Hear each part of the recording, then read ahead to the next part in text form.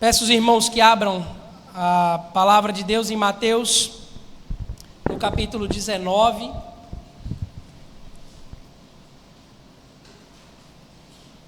Nós leremos dos versos 13 ao verso 15. São poucos versos, mas certamente com grande profundidade, como toda a palavra de Deus.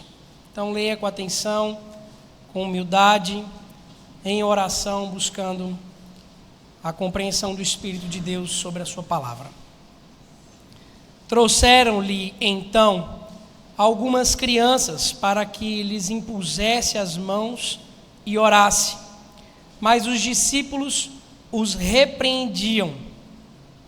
Jesus, porém, disse: deixai os pequeninos, não os embaraceis de vir a mim, porque dos tais é o reino dos céus.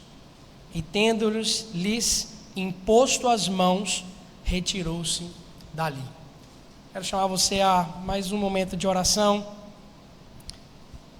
Curvar sua cabeça, mas não só sua cabeça, mas também em humildade clamar ao Senhor para que Ele seja gracioso com o pregador, mas Ele também seja com o seu próprio coração, trazendo a compreensão da palavra.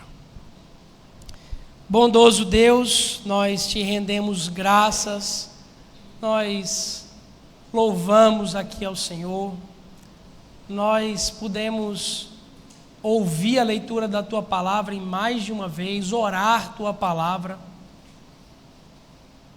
Pudemos, Senhor Deus, entregar ao Senhor os nossos dízimos e as nossas ofertas, confessar os nossos pecados. E agora, Senhor Deus, diante da Tua palavra, ela que tem toda a centralidade do culto, nós clamamos por Tua misericórdia sobre nós, que somos pequenos e precisamos da Tua doce voz, exortando-nos e consolando-nos através dessa porção das Sagradas Escrituras. Que o Senhor nos abençoe nessa hora. Em nome de Jesus. Amém.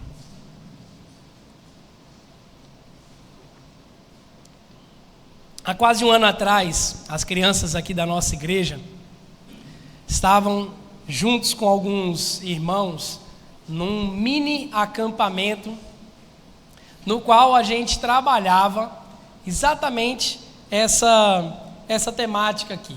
A gente estava vivenciando ali um tempo muito gostoso de brincadeira, de contações de histórias, de momentos de dormir junto, que toda criança é doida por esse momento, e também um momento muito propício para que nós pudéssemos ajudar as crianças a enxergarem os valores do reino de Deus, e a gente fez isso através de histórias, brincadeiras, dentro de uma ideia de imersão.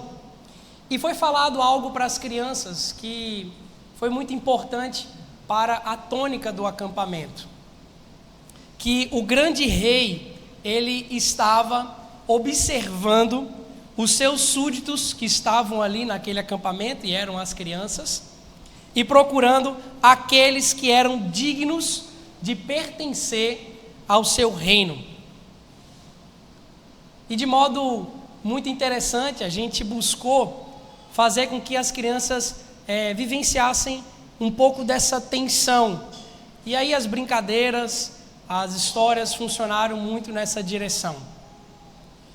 De certa forma, quando Mateus escreve o livro, o Evangelho de Mateus, ele intenta estimular os judeus da década de 60 depois de Cristo a crerem que havia em Cristo Jesus todas as características de um Messias prometido nas antigas profecias. E assim, Jesus, ele era o rei que veio para salvar a sua igreja amada e futuramente levá-la para o reino dos céus. E o evangelista, ele registra para nós diversos momentos em que a vida de Jesus nos mostra, nos seus principais ensinamentos, coisas suficientes, ideias, princípios suficientes para produzir fé e transformação no coração que ainda, porventura, estivesse duvidoso. E um destes ensinamentos que a gente pode perceber em Mateus e também nos outros evangelhos, mas de modo especial no evangelho de Mateus, foi sobre os valores do reino de Deus, os quais são bem diferentes dos reinos, os valores do reino deste mundo. E desde os primeiros versos do capítulo 18, já nos aproximando aqui do nosso texto, os discursos de Jesus se relacionam a crianças e aos pequeninos, a quem pertence, diz Jesus, o reino dos céus. Como lemos em um pouco aqui do capítulo 18, eu quero pedir a você que abra o capítulo 18 para que você possa perceber de maneira bem precisa onde é que começa esse ensinamento de Cristo. No verso 1 do capítulo 18, ele começa dizendo assim: naquela hora, aproximando-se os discípulos, perguntando: quem é, porventura, o maior no reino dos céus? Veja que o questionamento dos discípulos é sobre os valores do reino de Deus, os valores que pertencem a algo que é superior a este mundo. Então, se lá é superior, quem é maior nesse reino? E Jesus, chamando uma criança, colocou-a no meio deles e disse: em verdade vos digo, que se não vos converterdes e não vos tornardes como crianças, de modo algum entrareis no reino dos céus. E de maneira bem precisa e clara, Jesus fala no verso 4: portanto, aquele que se humilhar como essa criança, esse é o maior no reino dos céus. Perceba que Jesus, ele está falando e comparando que aqueles a quem o reino pertence são semelhantes a crianças. E Jesus deixa bem claro que é quanto à humildade. Após esse episódio, de colocar uma criança no meio deles, para pôr fim a essa discussão de quem era maior no reino de Deus, ele passa a nos ensinar, no capítulo 19, nos primeiros versos, sobre a dureza do coração humano, quanto ao assunto que ele foi perguntado quanto ao casamento. E você pode observar que vieram alguns fariseus, lá no verso 3 do capítulo 19, vieram alguns fariseus e experimentavam Jesus perguntando: é lícito ao marido repudiar a sua mulher por qualquer motivo?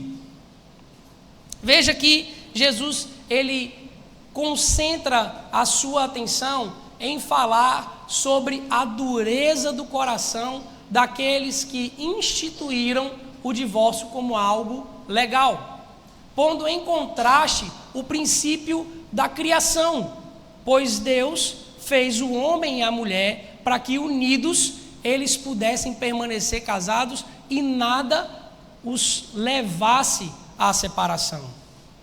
E possivelmente Jesus aqui estaria ensinando em particular aos seus discípulos o quanto que a dureza do coração nos leva a uma falta na prática do serviço que um cônjuge deve ao outro. E ao aproximar-nos mais ainda do nosso texto, dos versos 13 ao 15, Jesus, ele quer selar de uma vez por todas um ensinamento que ele já havia começado anteriormente, como nós vimos no capítulo 18. E ele intentava mostrar que os valores que regem os discípulos de Cristo, ou os que creem nele, nós, a igreja do Senhor, nós somos chamados de pequeninos porque nós somos diferentes no que cremos, nos nossos valores, eles não são mais os valores pecaminosos deste mundo.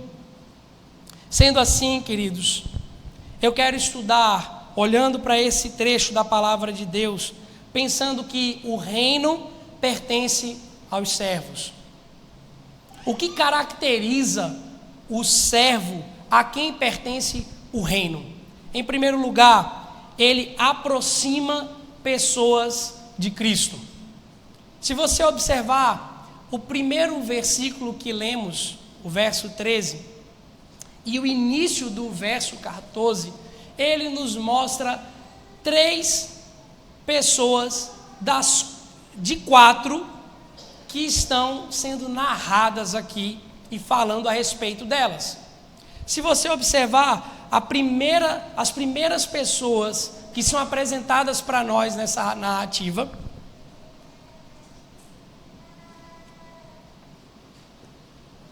são as pessoas que estão levando as criancinhas a Jesus. E a gente sabe disso porque trouxeram-lhes.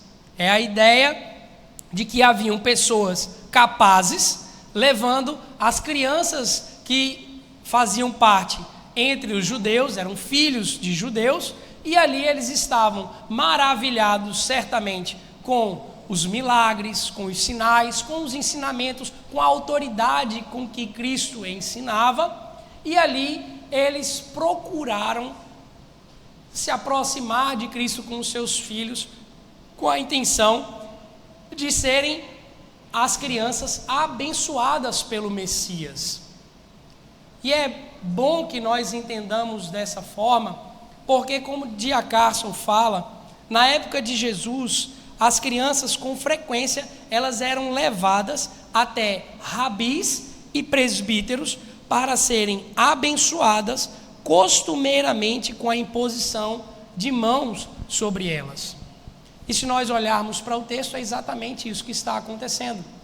Esses familiares, possivelmente, o texto não fala que eram os familiares, mas nós podemos inferir que, se são crianças pequeninas, possivelmente eram pais, mães, avós que tinham autoridade e tinham a responsabilidade na instrução daquelas crianças legal. Elas é que estavam tendo essa atitude de aproximar. Então a gente pode entender que são os familiares.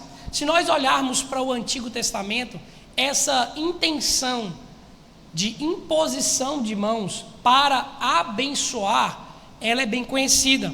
Se você olhar no verso 14 de Gênesis 48, você vai lembrar que o patriarca Israel, ele abençoou os filhos de José, impondo-lhes as mãos, e de maneira bem simbólica, naquela situação, Israel troca a mão direita para que ela ficasse em cima do menor e a mão esquerda sobre o maior, mostrando assim que Deus, ele escolhe quem ele quer e ele elege quem ele bem entender. Já em Números 27, 18, Deus manda que Moisés ordenasse Josué, impondo as mãos sobre ele, concedendo a bênção do ministério.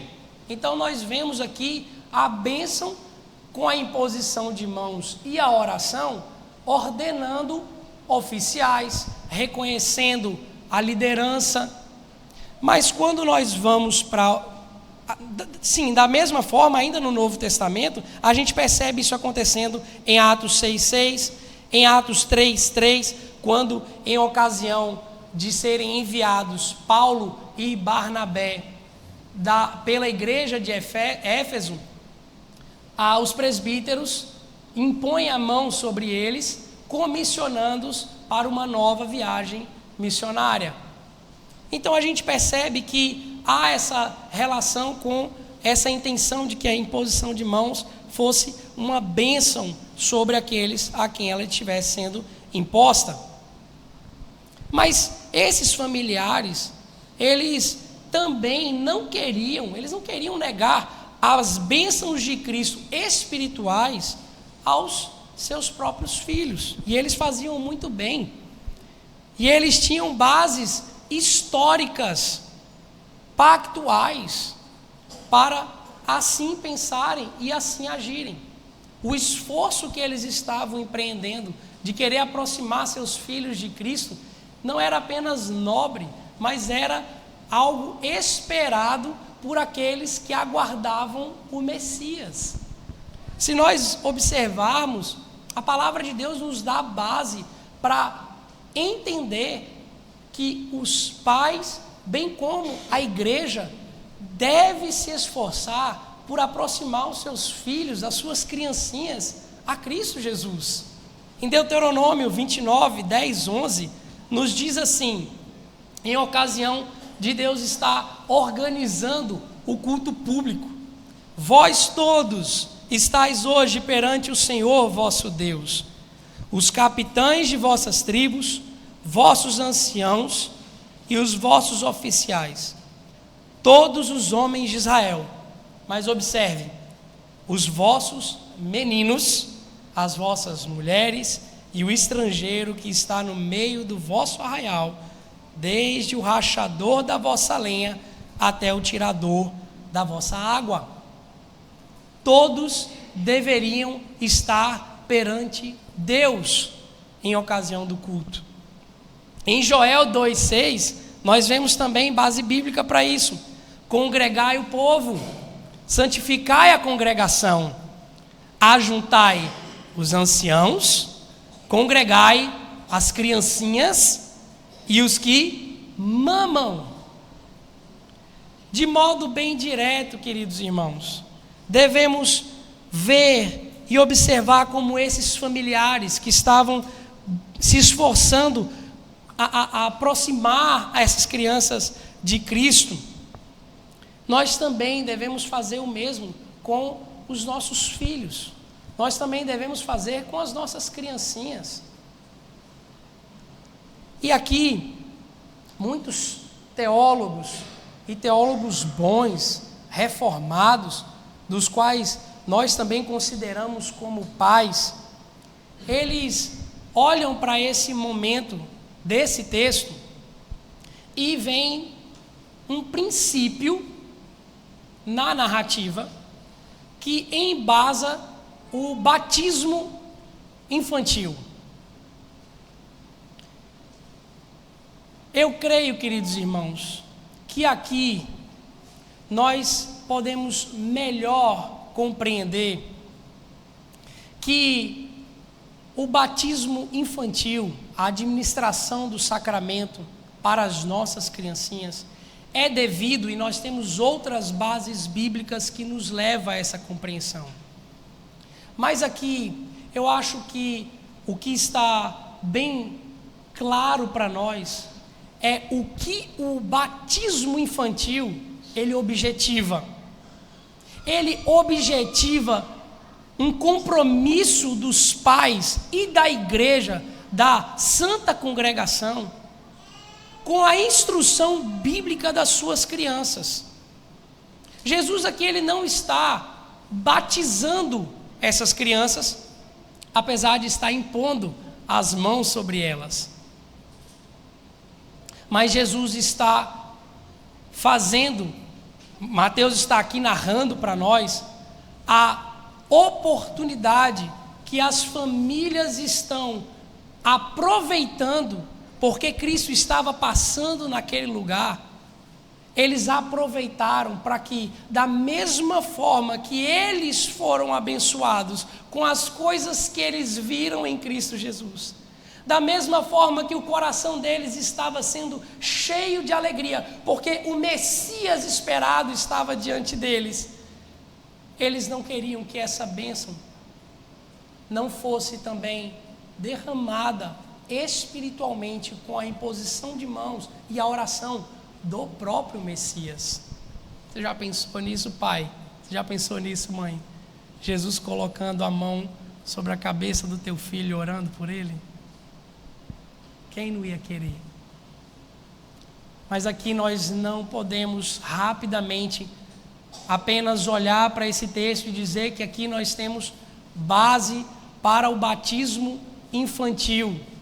Sim, eu creio que nós temos aqui uma base muito boa para o que é o objetivo da administração do sacramento às nossas crianças.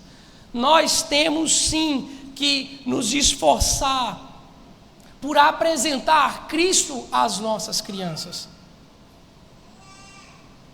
Todavia, não só as crianças, mas nós também devemos nos esforçar com fé em aproximar de Jesus os eleitos dele, para que sejam abençoados espiritualmente também, não só crianças.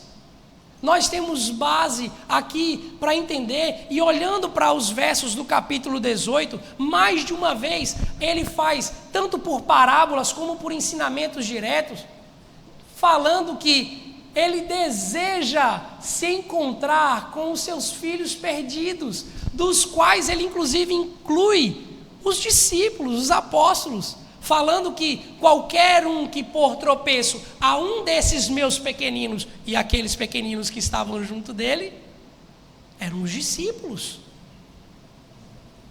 Então nós vemos muito mais uma amplificação do que é o objetivo do batismo. É de incluir, inserir pessoas dentro do guarda-chuva da aliança, no qual elas podem aproveitar das bênçãos do nosso amado Pai em Cristo Jesus. Aqui tem uma ilustração que me vem à mente do pastor Davi Charles Gomes, que muito mexeu comigo. Quando ele estava falando em uma palestra no seminário lá de São Paulo, sobre a apologética reformada, e aí ele estava no momento, na palestra, falando sobre como que nós, cristãos, devemos nos portar quanto à nossa tarefa de dar razão da nossa fé.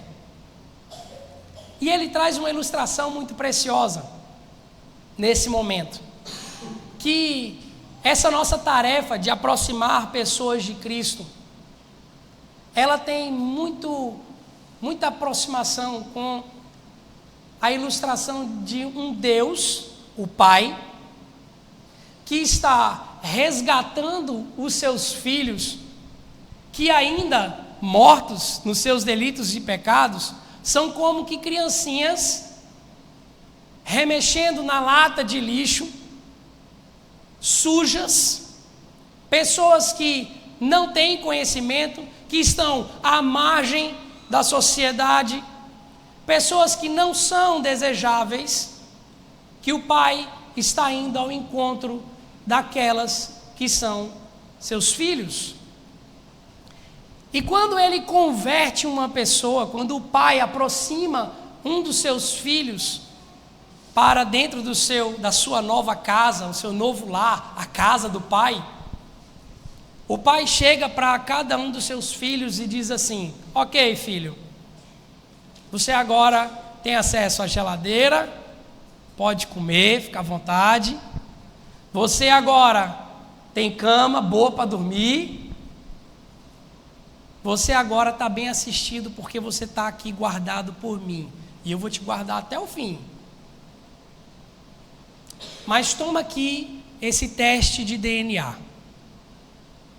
Eu quero que você pegue esse teste de DNA e você agora vá atrás de todos aqueles que são meus filhos também e estão por aí revirando latas de lixo, sujos, sem saberem que eles têm um pai. E você vai chegar para cada uma dessas pessoas e vai apresentar o teste de DNA e vai dizer assim: seu pai está te esperando, ó, aqui, ó, você tem pai. E aqueles que forem verdadeiramente meus filhos, eles vão descobrir que encontraram o que eles não estavam procurando. E eles vão voltar com você até a casa do Pai. Mas vão ter sim aqueles que vão olhar e vão rejeitar. Vão dizer que nada, meu pai é outro, sei quem é não, mas está por aí. Ele me rejeitou e eu vou viver assim mesmo. e vão rejeitar o seu convite de voltar à casa do Pai. Queridos, da mesma forma, nós temos a real tarefa narrada por Mateus e ensinada por Cristo Jesus, de vivermos de tal forma que nós aproximemos os filhos eleitos do próprio Cristo. É isso que nós devemos fazer.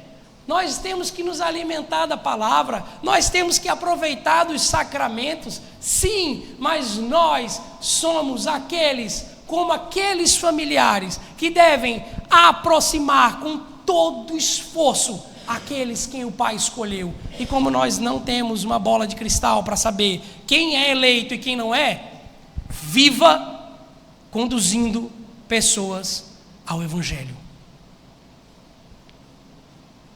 Mas a narrativa nos mostra um outro grupo de pessoas. Os discípulos. Os discípulos os repreendiam. E aqui a gente entende que ele estava se referindo aos pais e não às crianças diretamente.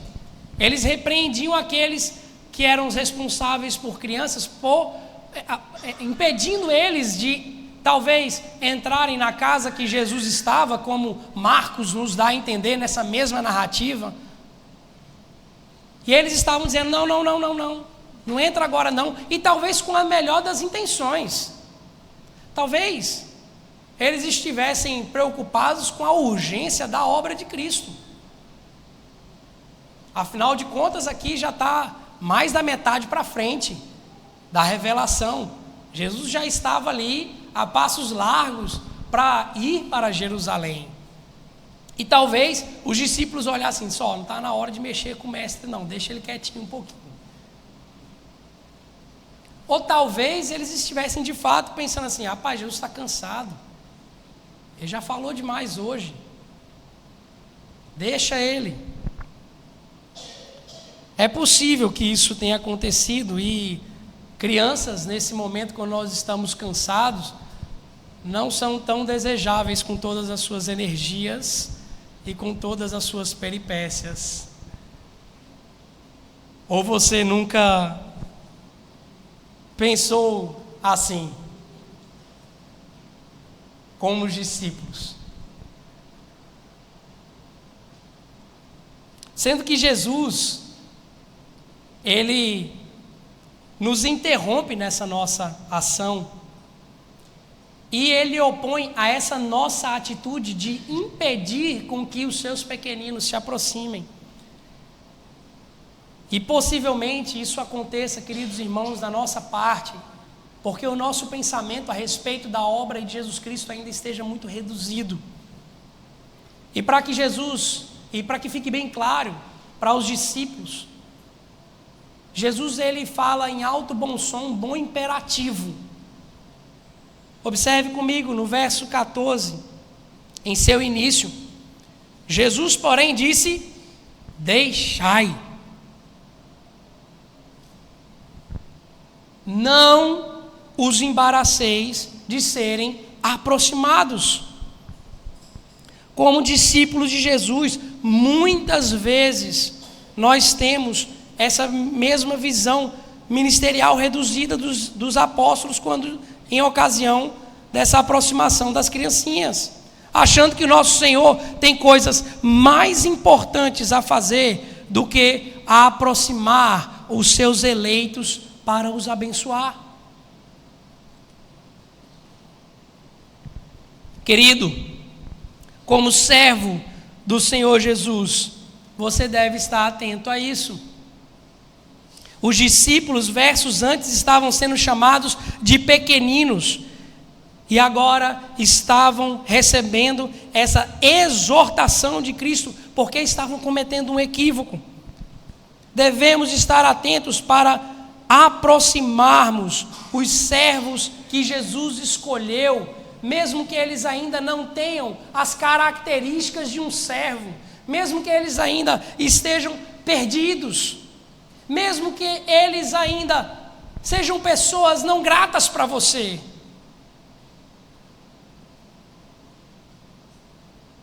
nós temos uma antítese muito clara aqui. Aqueles que tentam aproximar e aqueles que, de maneira desapercebida, tentam impedir Jesus de executar o ministério dele, o propósito dele ter vindo. Querido irmão, Jesus ele morreu por cada um dos seus, os quais também são incluídos, cada um de nós, pelo sangue de Jesus, na família de Deus. E se você tem impedido algum irmão de estar mais próximo de Jesus, você está arrumando confusão com o nosso irmão mais velho, Jesus. E nós fazemos isso muitas vezes sem nem perceber. Às vezes com a nossa cara sisuda, às vezes com a nossa falta de empatia. E eu quero fazer aqui um exercício com você. A maneira como você se dirige a crianças fala muito a respeito de você. Porque se você entende que criança é um ser da sociedade que não deve e não precisa de tanto assim da sua atenção, se você não se baixa para falar com uma criança, talvez, irmão, seu coração não esteja alinhado com o de Cristo. Porque isso denota uma falta de percepção espiritual do quanto que Cristo Jesus quer abençoar cada um dos seus, dos menores que sejam. Certa vez, o meu irmão mais velho, ele ficou sabendo, na época que eu estudava no colégio Agnes, que um sujeito, adolescente mais velho que eu, me agarrou na escada, me pressionou, me xingou minha mãe, como um bom adolescente daquela época. E aquilo aconteceu no momento onde estava todo mundo em sala de aula, só eu e aquele sujeito. Nem o disciplinador passou naquela hora, meu Deus do céu, para me socorrer. Não era boa pessoa também não, mas ele agiu desproporcionalmente comigo. Eu não sei como, mas meu irmão ficou sabendo disso. E no intervalo, tinha alguns minutos que o pessoal do ensino médio, meu irmão era do ensino médio, cruzava com o pessoal do ensino fundamental. E nesse momento, meu irmão chegou com mais uns 4 brutamontes da sala dele. Disse: que história é essa que fulano de tal te enforcou e bateu em você na escada aí? Que história é essa? E xingou a mamãe. Eu disse: não, foi, isso aconteceu, isso é verdade, isso aconteceu e ainda fez isso. Na hora a gente fala até fino, né? Você ainda fez isso. Rapaz, a cara do meu irmão foi, e quem tem irmão mais velho sabe disso. A cara do meu irmão mais velho nesse momento, e as palavras dele foram só essas: hoje esse sujeito vai se ver comigo.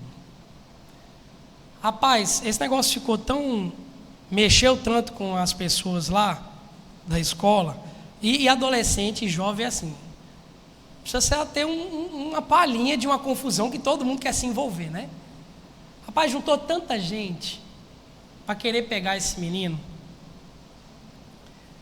que só pela graça do Senhor Jesus naquele dia, Dão do Portão, que era o nome do porteiro, clamava por socorro, dizendo: pelo amor de Samuel, pelo amor de Deus, não faça isso não, isso vai dar errado, Samuel. E uma multidão de gente gritando, falando. Queridos irmãos, não se oponha aos eleitos de Deus, não os atrapalhe de se aproximarem de Cristo Jesus. Não faça isso com seus irmãos aqui dentro. Não seja pedra de tropeço para o teu próximo. E não seja para aqueles que estão perdidos lá fora também. Porque assim como Jesus, Ele te serviu e te aproximou pelo maior ato de amor e sacrifício, você deve desejar de igual modo a bênção de Cristo sobre os seus pequeninos. Nós estamos estudando que o reino pertence aos servos. E vimos que, primeira característica de um servo a quem o reino pertence é que ele aproxima pessoas de Cristo. Mas em segundo e último lugar, ele vive na dependência de Cristo. Há uma relação de comparação que é estabelecida aqui na parte B do verso 14, quando Jesus fala dos tais é o reino dos céus.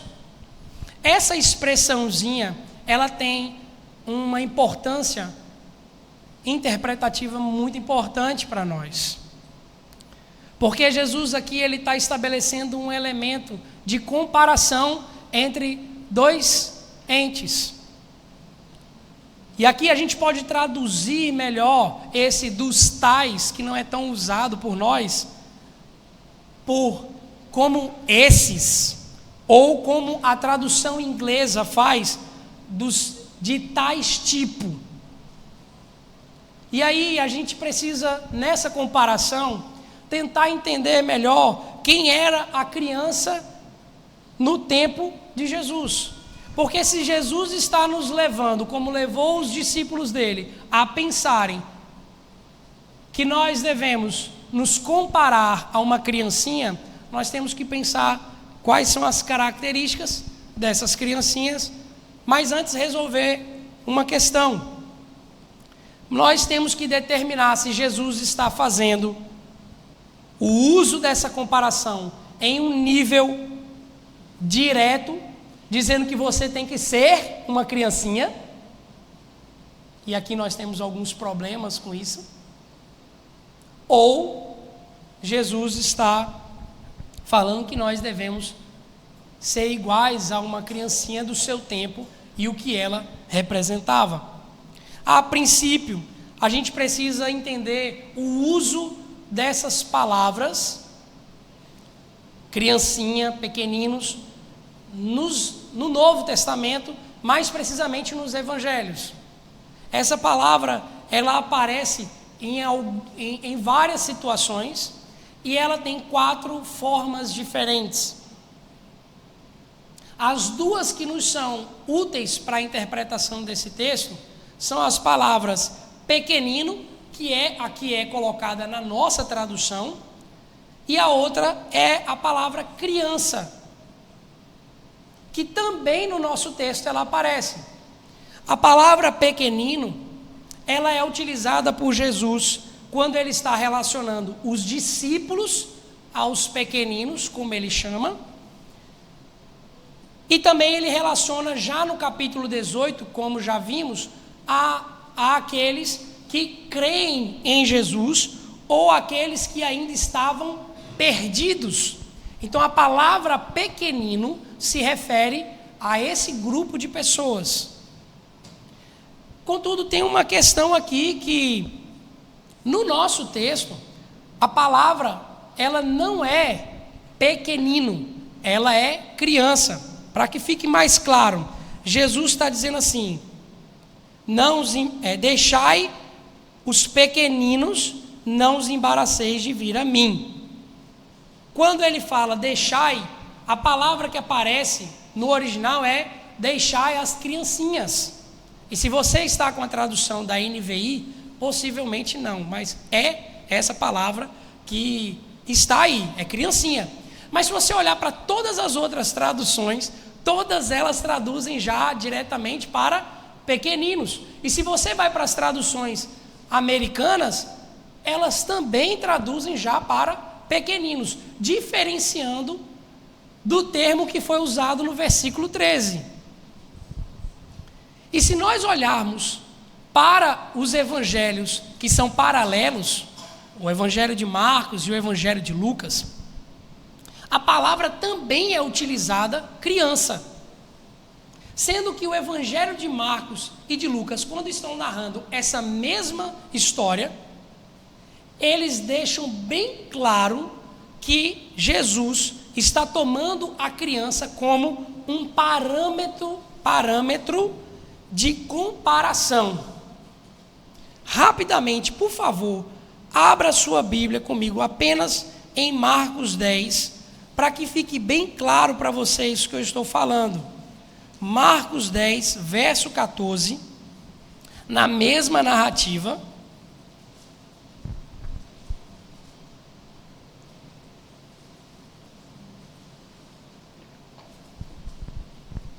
Jesus nos diz, no verso 15, em verdade vos digo, quem não receber o reino de Deus como uma criança, de maneira nenhuma entrará nela. É possível que Mateus não tenha colocado, como também Lucas colocou, essa nota, vamos colocar assim, que Jesus fez como se fosse uma nota de rodapé, porque Mateus está falando diretamente com os judeus. O público dele, possivelmente, já entenderia mais diretamente isso que nós estamos defendendo aqui. E a escolha dos tradutores para o uso de pequenino, então, possivelmente segue essa compreensão dos ensinos, tanto posteriores como os imediatos no contexto do capítulo 18. Se nós desconsiderarmos em nossa interpretação do texto a expressão dos tais, nós não vamos perceber que Jesus está aproveitando a situação daquele momento para fazer uma recordação da exortação que há pouco ele havia feito no capítulo 18, em ocasião do embate dos discípulos sobre quem era o maior no reino dos céus. Ainda que ao longo da história as crianças elas foram vistas de modo diferentes, como por exemplo, a criança como sendo um modelo de pureza. Há um monge antigo que sustentava, e o nome dele era Pelágio, talvez você já tenha ouvido falar sobre a doutrina pelagiana.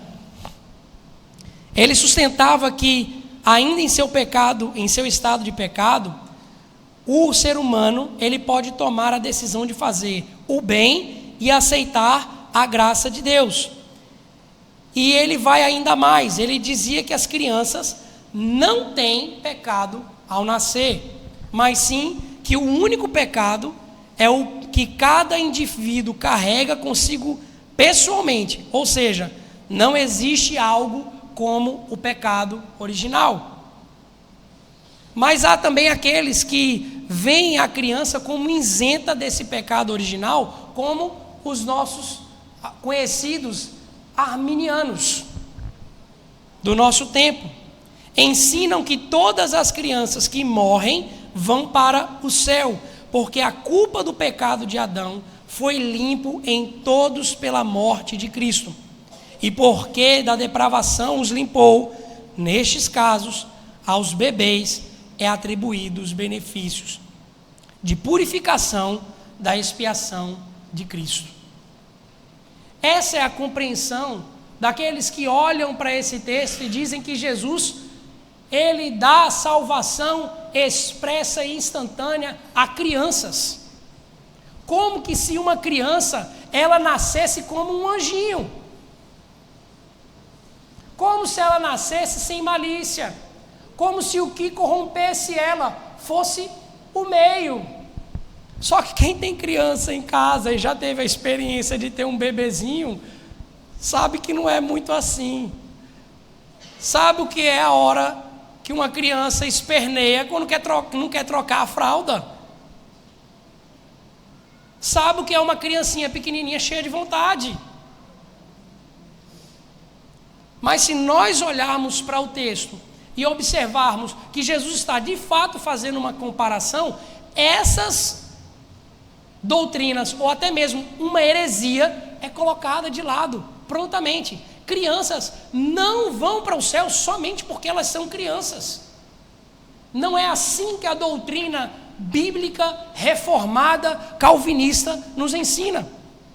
Ensina, do contrário, que os bebês não eleitos vão para o inferno por causa da culpa do pecado em Adão, que ele é transmissível sim.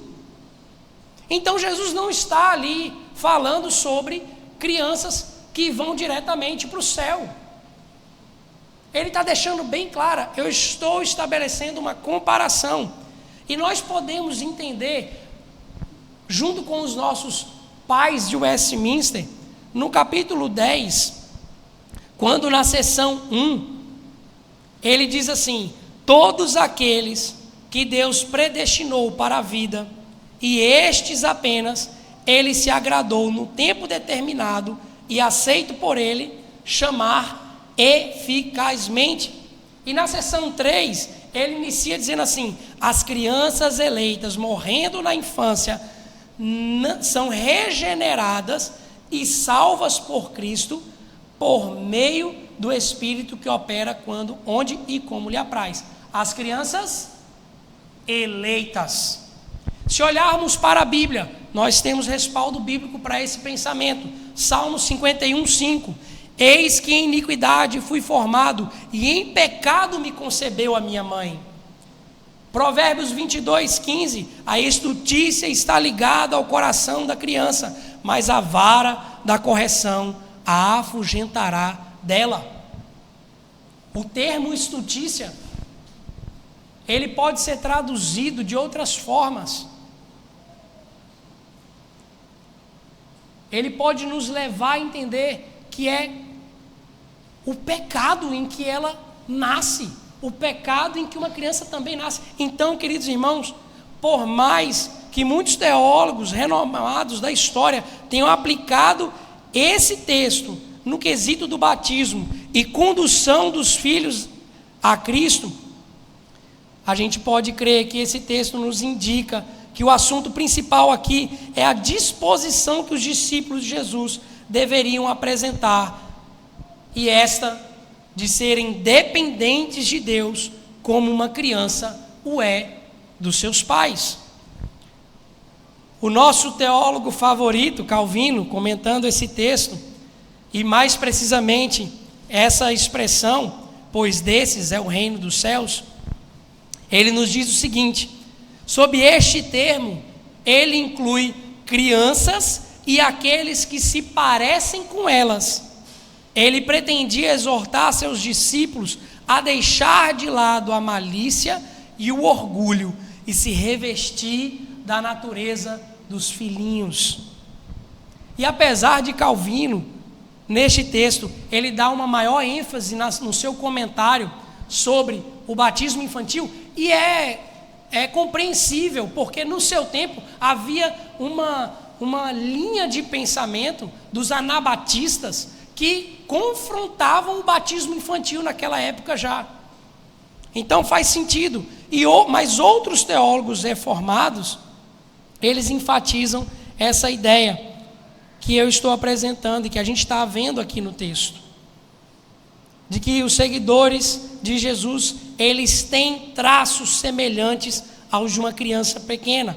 E que traços seriam esses? O teólogo inglês Matthew Polly, ele nos ajuda a perceber essas características, e eu quero ver algumas com vocês.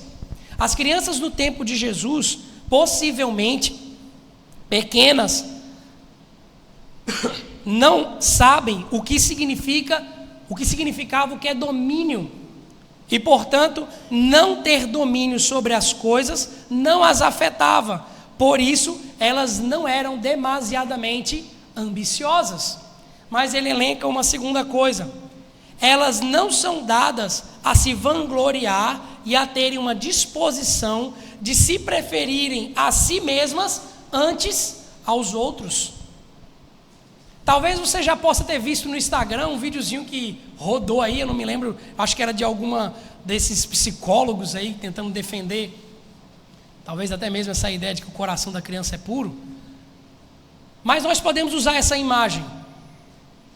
São crianças de no máximo até 2, 3 anos, sentadas em pares, em duas cadeirinhas, crianças bonitinhas, coisas mais graciosas, e elas recebem uma dupla de pratos, uma em cima da outra.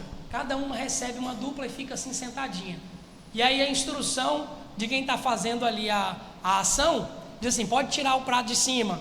Aí quando tira, uma criancinha está com uma maçã partida em dois no prato, mas a outra está com um prato vazio.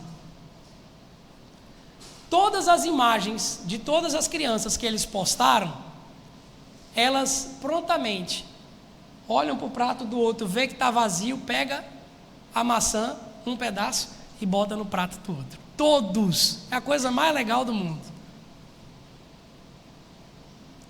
Eu acredito que é essa disposição de preferir o outro que Jesus está chamando aqueles que dependem dele a ter.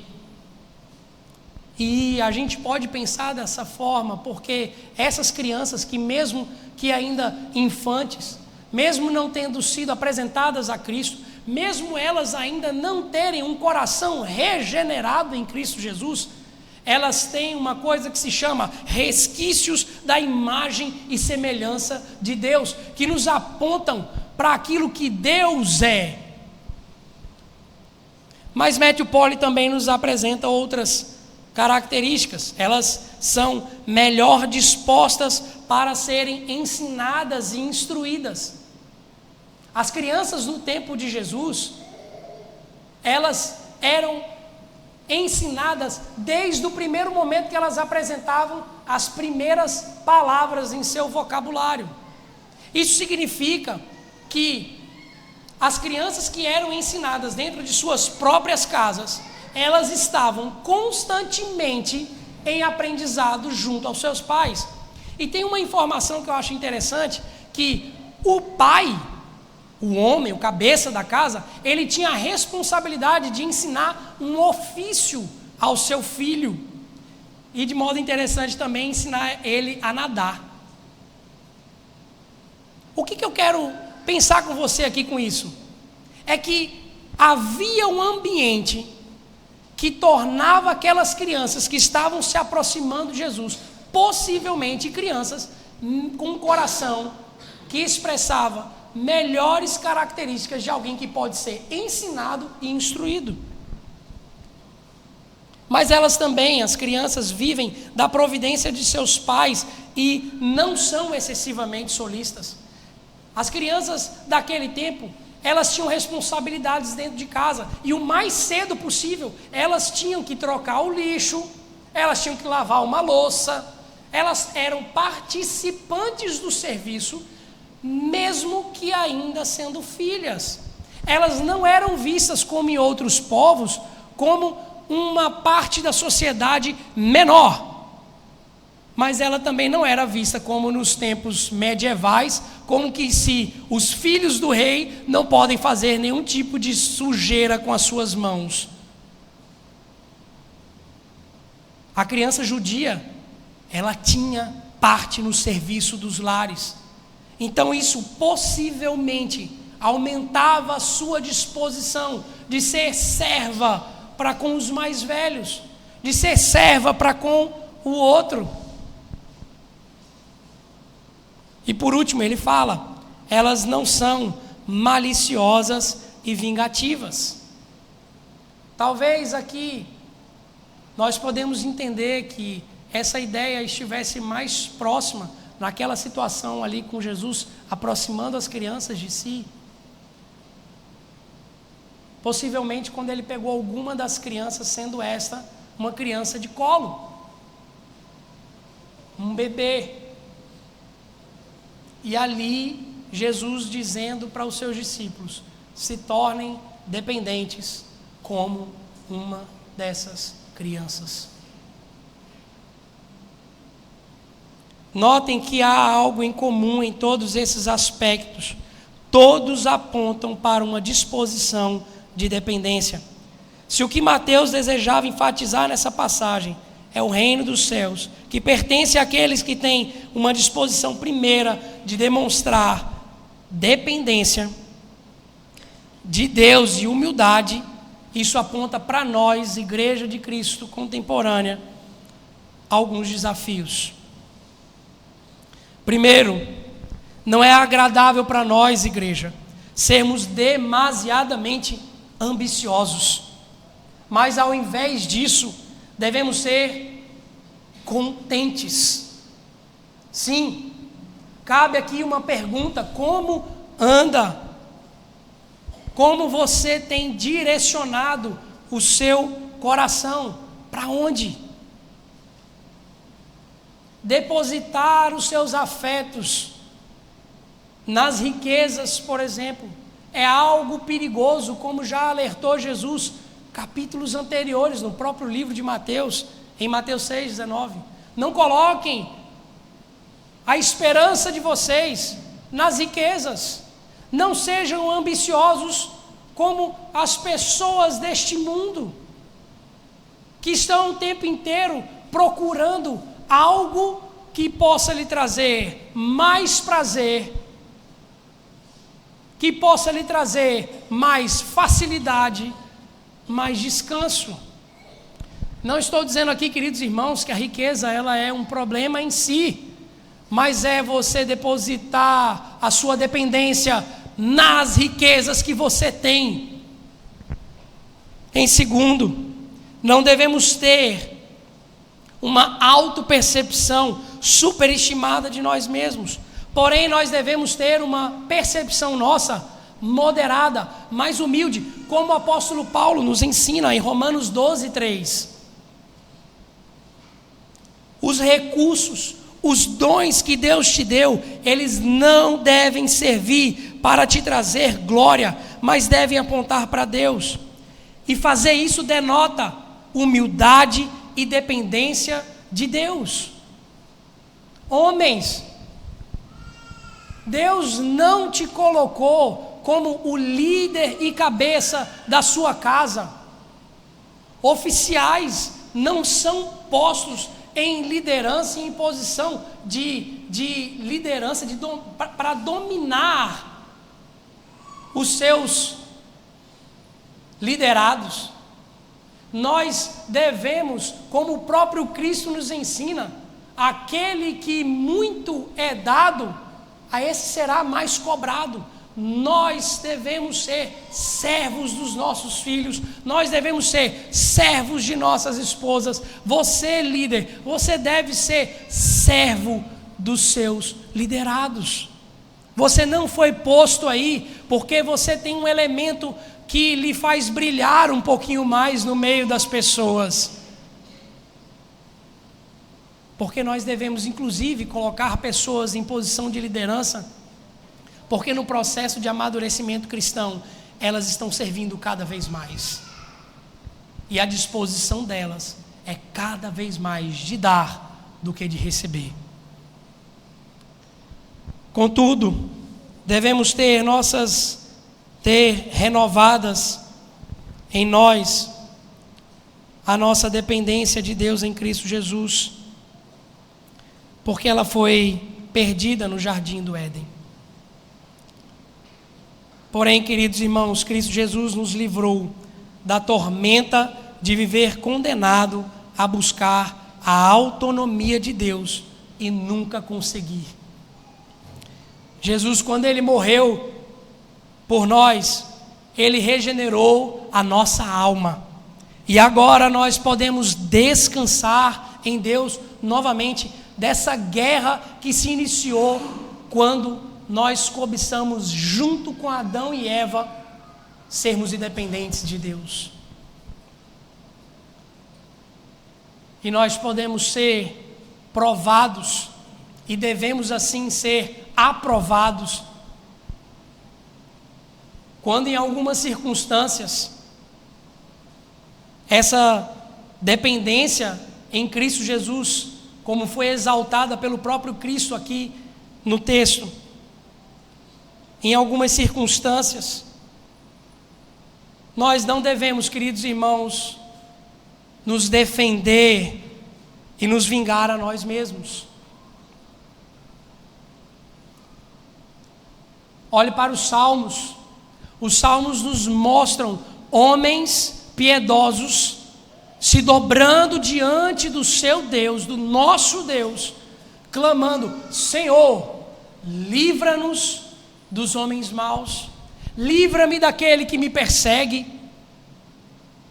Senhor, levanta-te do teu trono. Sim, queridos irmãos, nós devemos parar de tentar devolver as pessoas na mesma moeda com que elas agem conosco. Você não tem que mais se defender, você tem o grande defensor. Lembra do irmão mais velho? Do mesmo modo, você tem alguém que defende você. Então você pode viver no meio da igreja, e mesmo com que pessoas reajam de maneira pecaminosa, mesmo que elas lhe tratem mal, não se esqueça: o que essa pessoa está precisando é que você ore por ela e peça ao Senhor para que Ele modifique o coração. Isso é ser humilde, isso é depender de Deus. Mas também creia que o Senhor é o provedor de suas necessidades. E, querido irmão, isso tem uma implicação muito pesada para nós.